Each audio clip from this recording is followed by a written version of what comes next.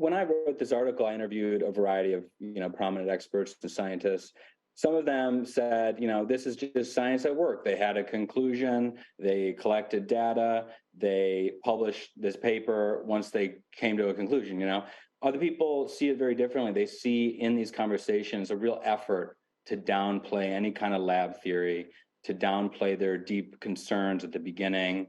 And one of the people I interviewed who has that perspective was like, why did they do that? And these documents I got don't really show exactly how they overcame their conclusions. They're not a full view of what went on here, and so I think there are definitely more questions that need to be asked, whether that's from Congress, who's now investigating this issue, or other scientists. But the documents certainly raise the kind of questions that you're bringing up, like how did they get from A to B, especially given some of the unusual features of the virus that they were so deeply concerned about early on in these conversations.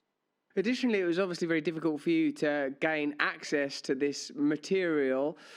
Similarly, that suggests that there is a kind of clandestine hue to this data. At very least, it seems to suggest that there ought to be more transparency. But in spite of my error there in suggesting that Peter Daszak and the EcoHealth Alliance were involved in that particular email chain, there's some evidence I understand of, if not collusion, communication between the NIH EcoHealth Alliance and the Wuhan Institute of Virology. That, along with the amplification of the natural origin theory, when there isn't, as I understand it, conclusive evidence that that is the case, even on the basis of these emails, suggests that there is at very least a preference for, and even in the jump between a conversation that is multifaceted and multivalent to a unilateral and global response. I suppose, when I'm trying to look at this from the most, what do I want to say, compassionate perspective, I think, what it is they were deeply concerned about this pandemic, and they knew that there would have to be a unified response due to the nature of the pandemic, and they couldn't deal with the complication and confusion and the potential hit that their credibility would take if people were simultaneously digesting the idea that this was somehow involved human ineptitude. And we got a timeline, man, for the stuff that went on in Wuhan. I'm sure you're well familiar with that.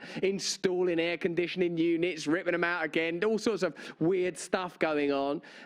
I suppose, mate, because I hope it's not just cynicism and reductivism. I feel that I have a tendency, at least, to direct people towards a condemnatory outlook of the players in establishing this narrative. And I guess it seems to me that you're much more kind of, I don't know, balanced and you don't leap to those kind of conclusions. Stay free with Russell Brand. See it first on Rumble.